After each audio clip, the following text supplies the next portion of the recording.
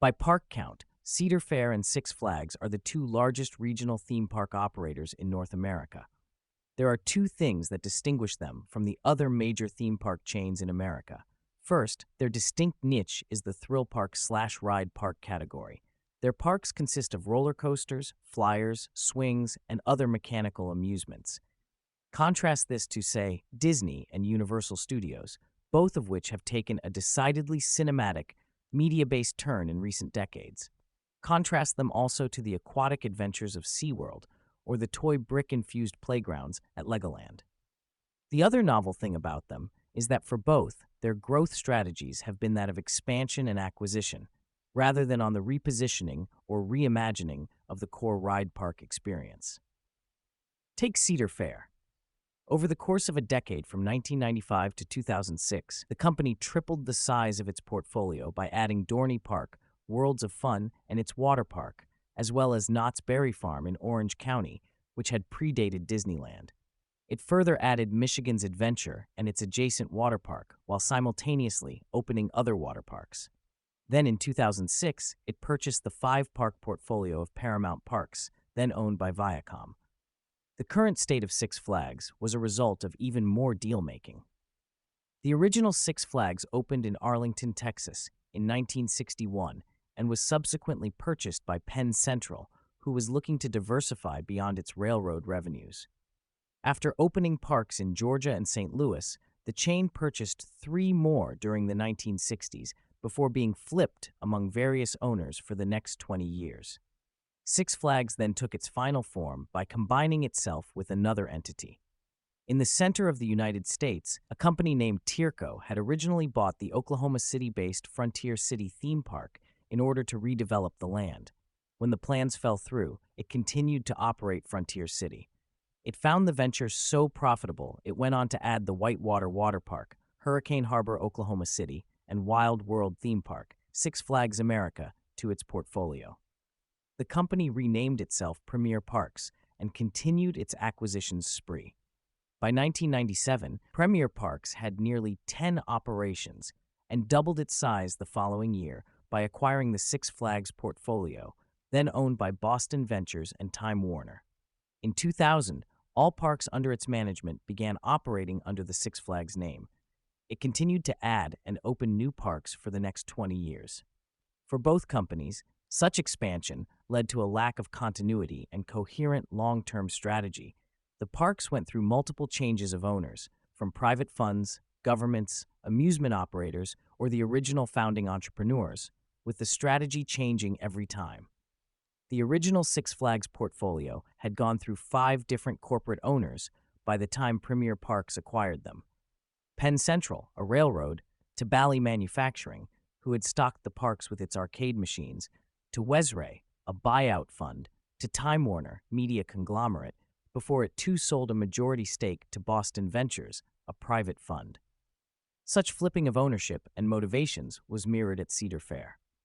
The chain's Viacom portfolio had been variously owned by Taft Broadcasting, who had plastered the parks with Hanna-Barbera-themed content, e.g. The Flintstones, King's Entertainment Corporation, who took control via management buyout, American Financial Group, and then finally Paramount Pictures, who attempted to return the park to its themed roots by adding Top Gun, Scooby-Doo, Tomb Raider, and the Italian Job-themed rides.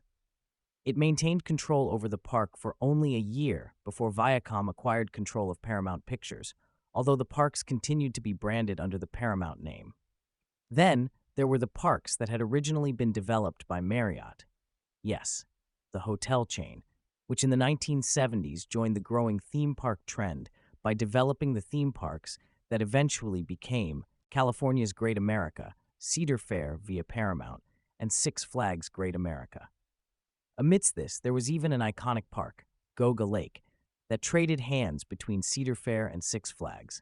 While such M&A resulted in incremental income, it didn't necessarily translate into outperformance of their existing operations over the long term. You can see a stark contrast by examining the Southern California market. In 1971, Six Flags Magic Mountain opened to an annual attendance of 900,000. Not too far away, Universal Studios Hollywood recorded a similar visitation level. It It had been only 7 years since it had opened. But the largest attractions in the Southland during that year were in Orange County, where Disneyland recorded visitation of nearly 8 million, while Knott's Berry Farm, Cedar Fair, entertained over 3 million guests. The diverging fate of these parks over the next 50 years is indicative. Disneyland doubled its attendance to nearly 17 million, but Knott's Berry Farm grew its visitation by barely 25%. Universal Studios Hollywood's attendance grew by nearly 8x. Magic Mountain grew too, but by 3x. You could make the case that with such a short average ownership tenure, the parks owned by Cedar Fair and Six Flags parks have never had the chance to decently compound their performance over the long term. Or perhaps it's been an issue of too many parks too soon. Dig deeper, though, and there may also be something fundamental in the difference between a ride park and the theme parks represented by Disney and Universal. From a similar starting point, Universal Studios has leapfrogged the ride park chains in visitation and revenues. On the other hand, it almost appears as if there's a natural limit to ride park attendance in North America. None of the parks owned by Cedar Fair or Six Flags breaks the 4 to 5 million visitor mark. Attendance has been steady, almost asymptotic. What's the difference? For one, both Universal Pictures and Disney have been owned, mostly, by deep-pocketed media conglomerates for whom theme parks have been just another marketing outlet for their media properties, i.e., their content. From the beginning, Walt Disney envisioned Disneyland to be an outlet for cross-promotion of its television programs, movies, and merchandise. The content, the stories and characters, has provided guests with a sense of emotional resonance and attachment, one that is evidenced by ever-increasing attendance and high spending.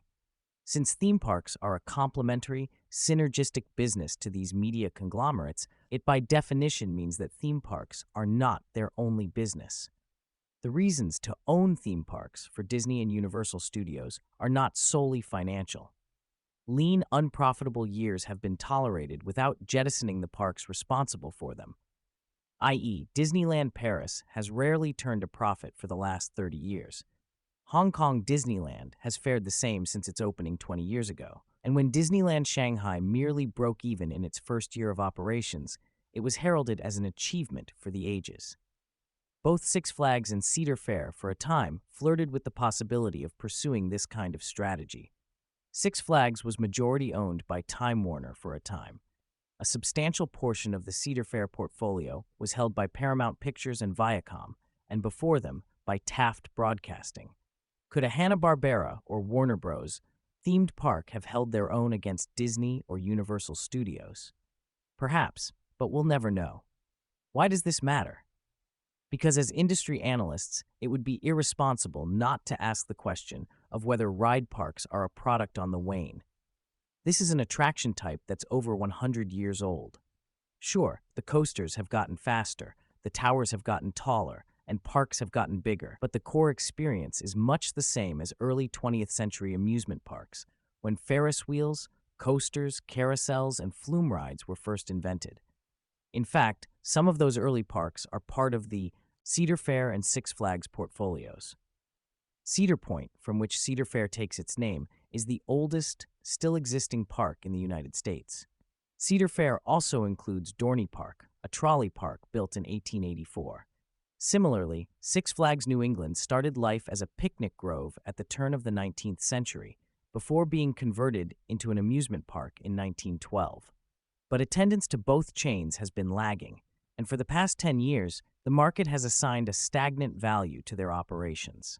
The enterprise value of Six Flags was nearly $6 billion in 2014-2015. At the end of 2023, it was $5 billion. Cedar Fair's was little over $4 billion in 2014-2015. It was a little over $4 billion in 2024. Both chains are almost certainly trading for below their replacement values. Neither chain would likely be able to reconstruct their portfolio for less than their enterprise value. Current valuations imply a value per theme park of between $300 to $400 million, including land costs, which is likely unachievable in current conditions. In 2022, Six Flags estimated a replacement cost of $500 million to $700 million for its parks. Depending on land costs, this may vary widely, but based on our knowledge of the industry, the general magnitude is correct. It would be difficult to replace any major theme park for less than $400 million. So, what does it mean if the cost of replicating the Six Flags or Cedar Fair portfolios is higher than their values? It would seem to deter any future development of theme parks in the markets they operate in. It would seem to suggest that these parks, at least in their current form, are in an oversupplied or overcapacity situation. Perhaps an analogy would be to something like a coal-fired power plant. No one will be building any more, but as a cash flow generating asset, their owners have an interest in maintaining it until the end of its useful life. And that's the ironic thing about these parks and what makes them special. Both companies are America's premier ride park chains. They hold parks that maintain the legacy of America's amusement park glory days, with some parks over 150 years old. They're solid cash-flowing businesses. And in the end, for what it's worth, they've managed to draw an economic moat around themselves. It's impossible to replace them at their current value.